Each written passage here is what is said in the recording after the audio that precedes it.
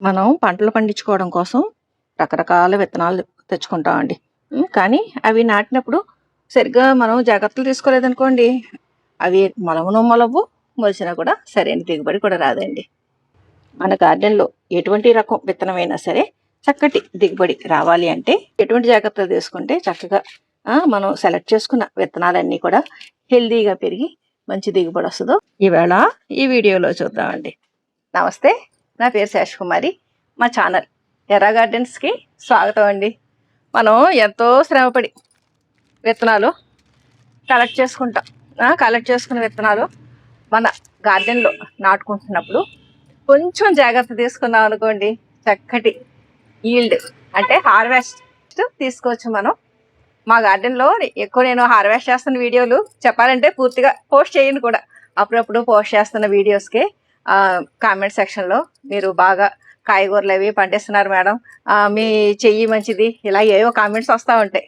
చెయ్యి మంచిది ఇంకొకటి కాదండి, మనం సెలెక్ట్ చేసుకున్న విత్తనం ఒక ఎత్తు అయితే కరెక్ట్గా దాన్ని నాటే విధానంలో నాటడం కూడా ఒక ఎత్తండి. మనం విత్తన శుద్ధి చేసుకున్నప్పుడే ఆ మొక్కల నుంచి అవి ఎదిగాక చక్కటి దిగుబడి వస్తుంది.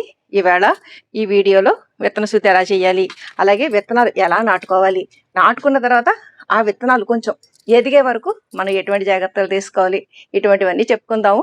ఎందుకంటే వర్షాలు మొదలైపోతున్నాయండి. ఈ టైంలో మనం విత్తనాలు వేసుకుంటే ఏ మొక్క అయినా సరే హెల్తీగా పెరుగుతుంది. ఇక ఈ విత్తనాల టాపిక్ ఎలాగ వచ్చింది కాబట్టి మీతోటి ఒక మాట షేర్ చేసుకోవాలి. నేను క్రితం సంవత్సరం 115 మంది యూట్యూబ్ సబ్స్క్రైబర్స్కి ఉచితంగా విత్తనాలు పంపించానండి. పంపిస్తే దాంట్లో ఒక 5 పోస్టులు వచ్చినాయేమో నాకు తిరిగి, మేడం చక్కగా నాటుకున్నాయండి, మేము బాగా పెంచుకున్నామండి, మేము విత్తనాలు వేరే వాళ్ళకి షేర్ చేసామండి అని. నేనేంటంటే మెయిన్ కాన్సెప్ట్, మనం ఏదైనా విత్తనాలు ఒకరికి ఇస్తే వాళ్ళు చక్కగా డెవలప్ చేసి ఇంకొక 10 మందికి ఇవ్వడం, అలా చేస్తే బాగుంటుంది కదా అన్న ఉద్దేశంతో నేను బూత్ జోలోకి అలాంటి విత్తనాలు, అలాగే నేను చాలా శ్రమపడి కలెక్ట్ చేసుకున్న విత్తనాలు, అవి పూల విత్తనాలు కానీ కాయగూర విత్తనాలు కానీ ఇవన్నీ కూడా ఇవ్వడం జరిగిందండి. జరిగితే దాంట్లో ఒక 5గురు రెస్పాండ్ అయ్యారు. తిరిగి నాకు సమాధానం వచ్చింది. కొంతమంది ఇప్పుడు మళ్ళీ లేటెస్ట్గా నేను విత్తనాలు ఇస్తానన్నప్పుడు, మేడం అంటే ముందుగా అనౌన్స్ చేశాను కదండి, మేడం అప్పుడు మీరు ఇచ్చినప్పుడు మిస్ అయిపోయినాయండి, లేకపోతే కొన్ని మొలవలేదండి, కొన్ని తర్వాత ఎప్పుడో వేసామండి, ఇటువంటి కామెంట్స్ కూడా వచ్చినాయండి. ఎందుకంటే ఒక మొక్క నుంచి మనం విత్తనాలు కలెక్ట్ చేయడం అంటే అది చాలా శ్రమతో కూడుకున్నదండి.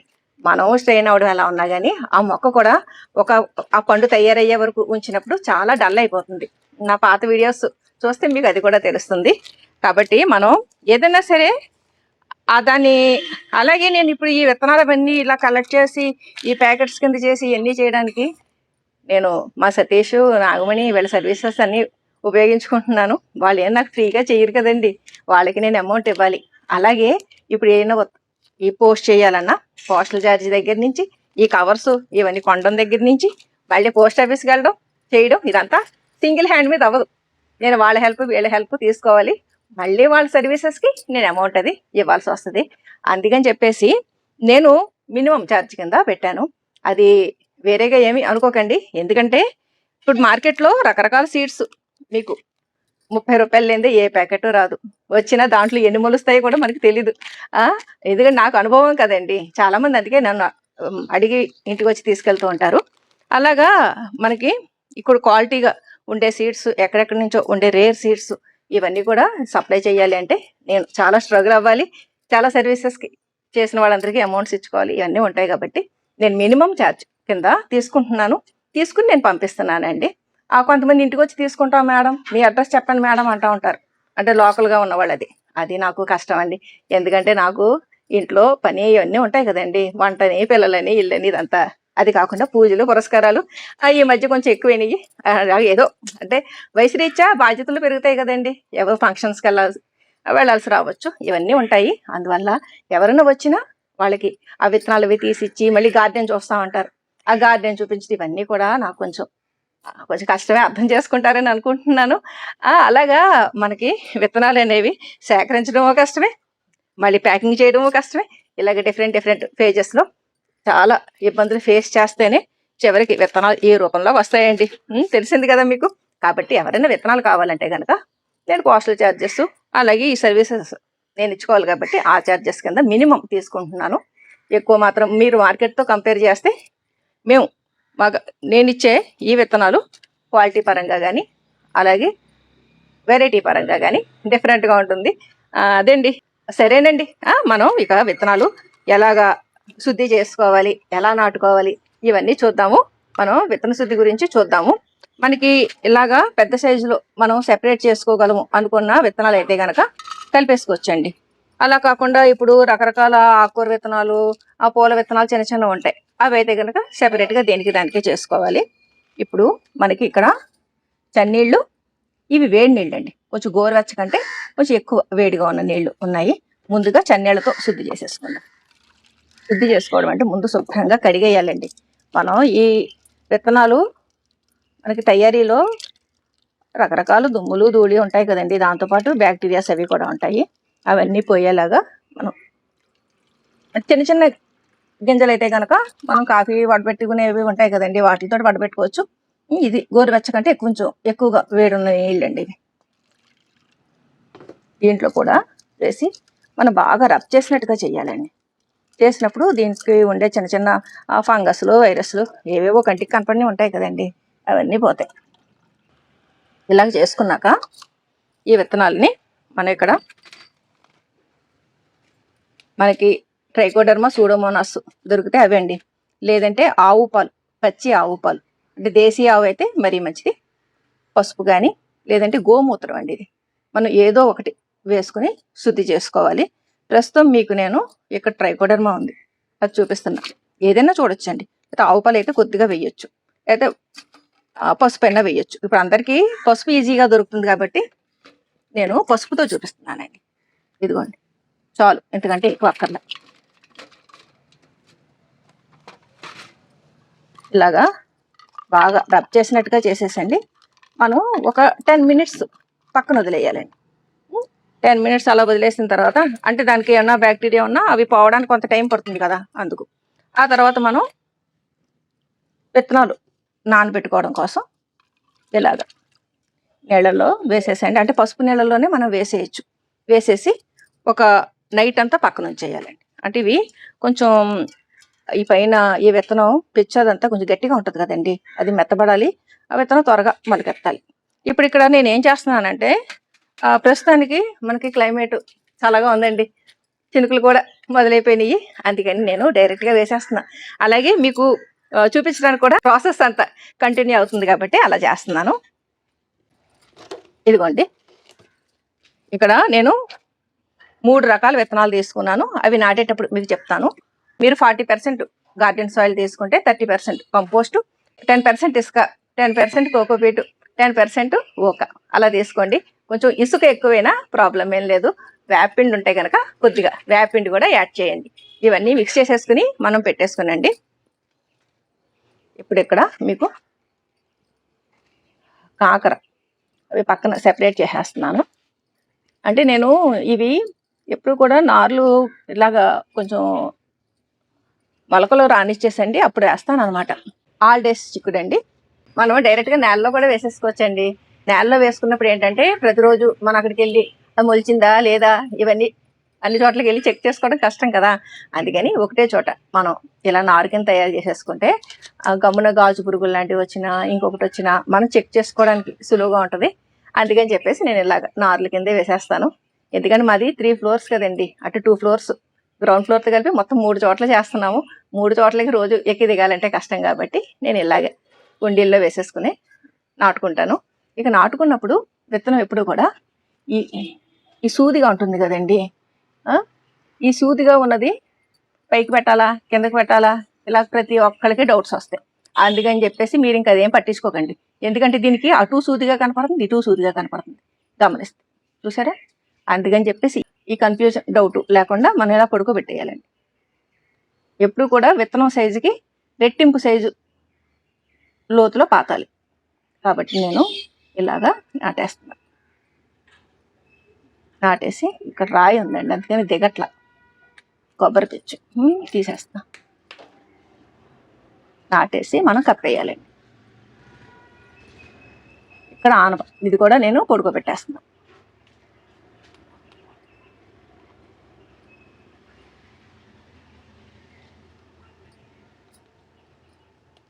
ఇలాగే ఎందుకు నొక్కుతున్నానో తర్వాత చెప్తాను మీకు. ఇది ఆల్ డేస్ చిక్కుడు అంటే 365 రోజుల్లో కాస్తుంది. ఓకే, అయిపోయింది. విత్తనం మొలకెత్తాలంటే వేడి, తేమ, చీకటి 3 ఉండాలండి. మనం గొలగొలగా పైపైన పెట్టేస్తే లోపల వేడి పుట్టదు. అందుకని చెప్పేసి మనం నొక్కుతున్నాం అనమాట. అలా మరీ బలంగా నొక్కేయకూడదు. జస్ట్ అలాగే తేమ కోసం నీరు చల్లాలండి. ఇప్పుడు ఈ పసుపు నీళ్ళు ఉన్నాయి కదా, అవే వేసేస్తున్నాను నేను.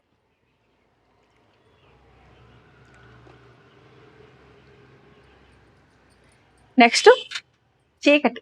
ఆ చీకటి ఏంటో చూద్దాం. అలాగే విత్తనాలు మొలవడం కోసం పెట్టేటప్పుడు అండి సెమీ షేడ్లో పెట్టాలి. మనం డైరెక్ట్గా ఎండలోనూ పెట్టకూడదు, అలా నీళ్ళలోనూ పెట్టకూడదు, సెమీ షేడ్లో పెట్టాలి. ఇక్కడ దొండపాదు కింద పెద్దగా మనకి ఎండేం వచ్చేదండి, అందుకని ఇక్కడ పెడుతున్నా.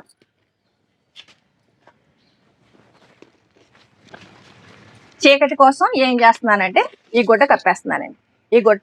ఈ సంచి కప్పేయడంతో చీకటి వస్తుంది, అలాగే వెచ్చదనం కూడా వస్తుందండి.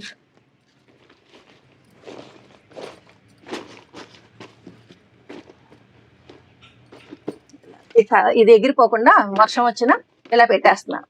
ఇలా పెట్టేశాక మనం ఒక 4-5 days ఇక దాని జోలికి వెళ్ళకూడదండి. అది మొలిచిందా, దానికి నీళ్లు పోయాలా, లేకపోతే ఇది ఆ సంచి తీయాలా, ఇటువంటి ఏం పెట్టుకోకండి. ఒక 5 days వదిలేయండి. ఒకవేళ ముందే మొలిచేస్తాయి, కొన్ని మొలిచినా ఏమైపోదో అక్కడే ఉంటాయి. అవి మనం తీసేసేకండి, అవి నిదానించుకుంటాయి. కాబట్టి ఒక 5 days పాటు మనం ఏం టచ్ చేయకూడదండి, అలా వదిలేస్తే సరిపోతుంది. నెక్స్ట్ ఇప్పుడు విత్తనాలు మొలిచాక ఏం చెయ్యాలో చూద్దాం. ఇవిగోండి భలే వచ్చినాయి చూసారా మొలకలు. భూత్ జోలోకియా విత్తనాలండి ఇవి. ఫ్రెండ్స్కి అది ఇవ్వచ్చు అని చెప్పేసి వేసాను అనమాట. భూత్ జోలోకియా మొక్కలు. గిన్నిస్ రికార్డు పచ్చిమిర్చి అండి. అస్సాం ఫ్రెండ్స్ నాకు అందించారనమాట. అస్సాం హౌస్ ఓనర్స్ అండి. ఇప్పటికీ వారితోటి ఫ్రెండ్షిప్ అలాగే కంటిన్యూ అవుతుంది. అందుకని ఇంకా అస్సాం ఫ్రెండ్స్ అనే చెప్తూ ఉంటాను. ఈ విత్తనాలు వేస్తే భలే వచ్చినాయి కదండి. ఇవి డెవలప్ చేసి ఫ్రెండ్స్కి డిస్ట్రిబ్యూట్ చేయాలి. అలాగా మనం విత్తనాలు చక్కగా ఇలా మొలకెత్తాకండి ఎండకు ఉంచుకోవాలండి. ఇవన్నీ కూడా చక్కగా పెరుగుతాయి అన్నమాట. ఇంకొకటి చెప్పడం మర్చిపోయాను. విత్తనాలు మనం నాటుకుంటున్నప్పుడు ఏ కుండీలో ఏం వేస్తున్నాం అని కూడా లేబులింగ్ చేసుకోవాలండి. లేదంటే మనకి మొలిచాక అన్ని ఒకలాగే కనపడతాయి, ఆ 2 ఆకులు చిట్టి ఆకులతోటి. అందుకని లేబులింగ్ చేసేసుకుంటే మనకి కన్ఫ్యూజన్ ఉండదు. ఇక్కడ ఏనుగు దంతం బెండ అని పెట్టా. అదేండి, అలాగా పెట్టుకుంటే మనకి ఇబ్బంది ఉండదు.